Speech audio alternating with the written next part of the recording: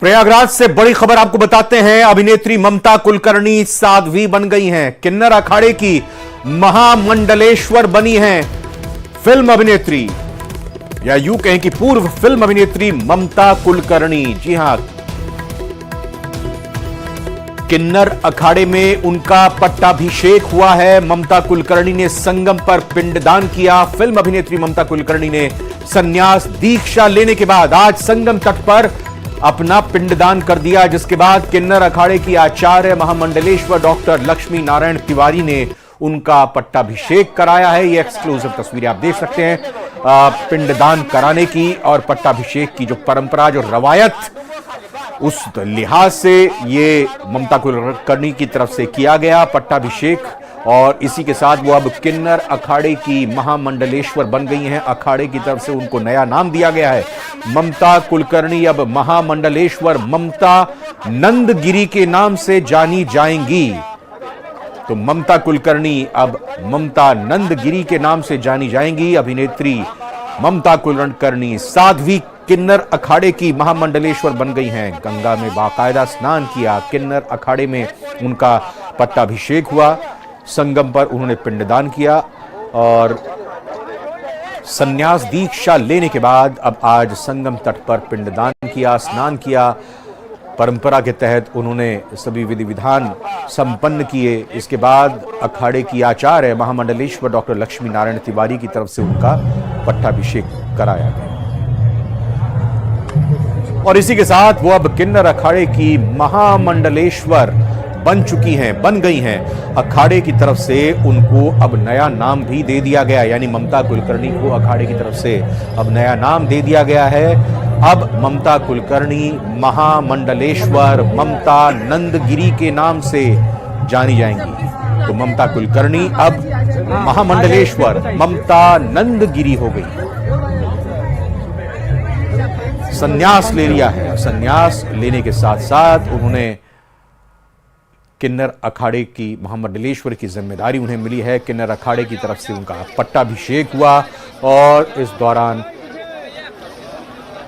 संगम में उन्होंने आस्था की डुबकी लगाई, पिंडदान किया और पूरे विधि विधान के साथ ये कार्य संपन्न किया।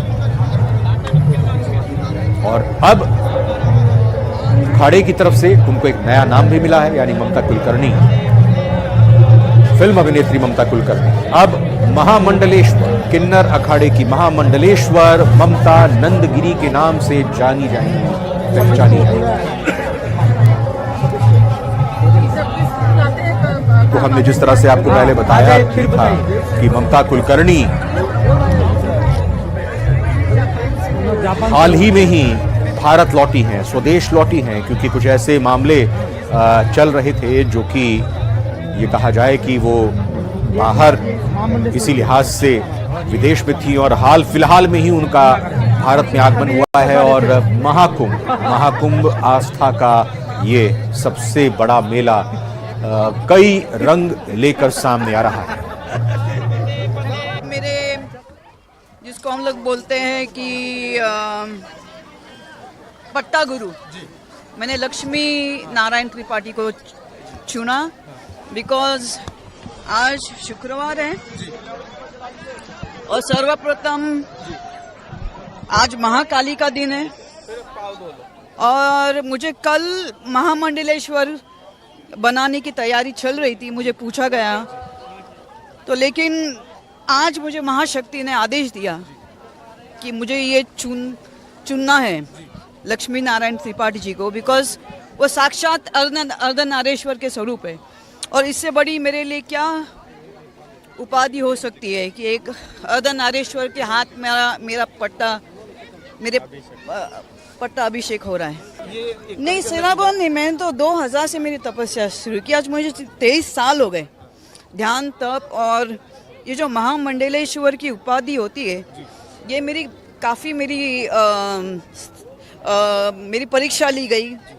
सब महामंडलेश्वर लोगों ने मेरी प्रश्न मुझे पूछे, मेरी अभ्यास के, जिसको हम लोग बोलते हैं परीक्षा ली, मेरे अभ्यास की। 23 साल मैंने क्या तप किया, मैंने ध्यान क्या किया, तो हर प्रकार के प्रश्न से मैं पास हो गई, उत्कीर्ण हो गई, तब जाके मुझे महामंडलेश्वरी की उपाधि प्राप्त हो गई।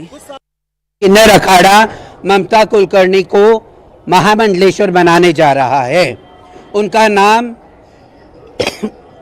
श्री यमाई ममता नंदगिरी रखा गया है।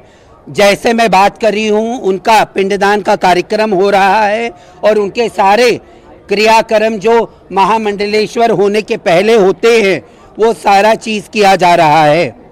और वो मुझसे 1.5 साल से मुझसे टच में रही, किन्नर अखाड़े के टच में रही, और वो पहले भी मुझसे मिलने से पहले जूना अखाड़े के महामंडलेश्वर के साथ वो दीक्षित थी और उनके गुरु ब्रह्मलीन होने के बाद उनको कहीं दिशा नहीं मिल रही थी।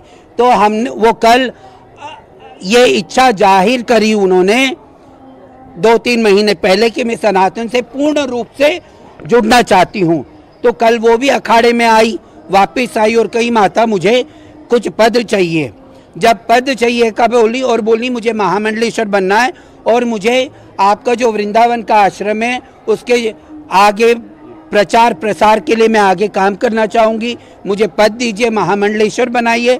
तो हमने सारी शर्तें रखी कि संन्यास लेना पड़ेगा, आपको पूर्ण रूप से आपका दूसरी दुनिया छोड़ के हमारी दुनिया में रहना पड़ेगा।